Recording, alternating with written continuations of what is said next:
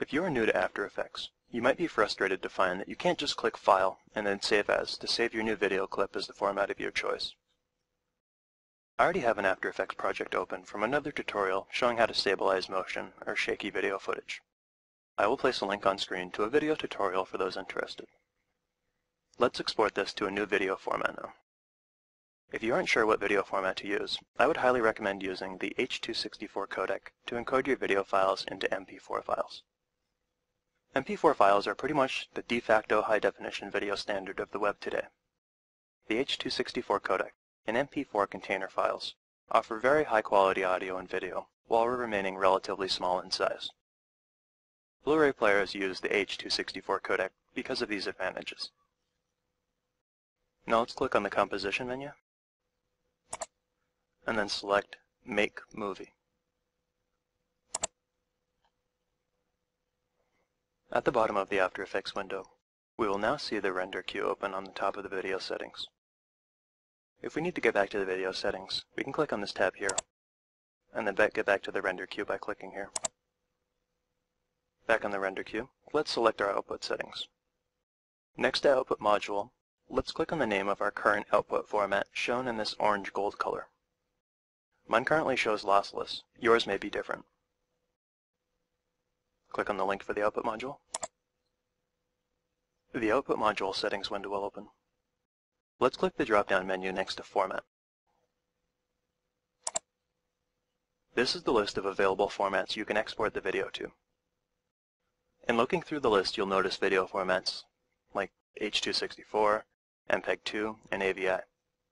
But you may also notice audio-only formats like MP3 and WAV.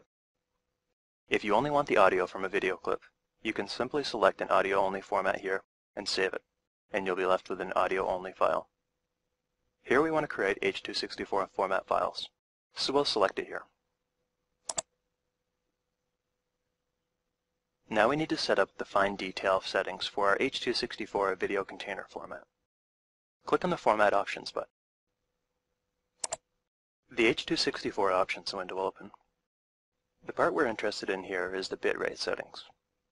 We have two options for our bitrate settings, CBR and VBR one-pass. CBR stands for constant bitrate. Constant bitrate means that as the video is encoded, it uses the same amount of data to store every single frame of the video. VBR stands for variable bitrate. Variable bitrate means that as the video is encoded, it uses a variable amount of data to store each frame. The frames with more movement from the last frame will be stored using more data than frames with less movement. VBR allows for a higher quality final product by using more data for complex scenes in the video to allow those to be of higher quality. The option here is VBR one-pass. This means that it scans the video one time and configures the variability of the bitrate on the fly during that one pass. VBR will almost always give a better quality final product while keeping the size small. Let's select VBR one-pass now, if it's not already selected. Now that we have decided to use a variable bitrate for a file, we need to select the base bitrate to use for every scene of the file, and then a higher maximum bitrate that will be used for the complex scenes in our video. What you select here will depend on what you plan on doing with a final product.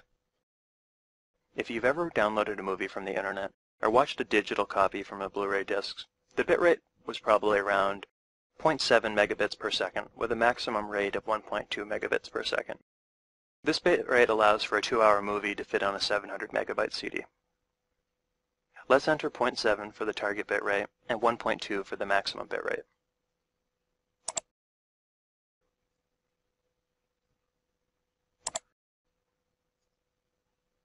For reference, 1 megabit per second is equal to 1,000 kilobits per second. So what we have set here as the target bit rate is 0.7 megabits per second, or 700 kilobits per second. Just as the maximum bit rate here is 1.2 megabits per second, or 1,200 kilobits per second. Let's click the OK button to accept the changes for the H.264 options window. Click the OK button to accept the changes to the output module settings window. Now that we've selected our output container format, let's select the name of our file and the output location. To the right of Output 2, list the name the file will be saved as. Let's click on the name currently set, which in this case is nuthatch.mp4. The Output Movie 2 window will open. Browse to the location that you want to save the file. In this case, I'm going to save it in the same location, and I'll just rename it to Test. And then we'll click the Save button. Let's now just click the Render button to create the video.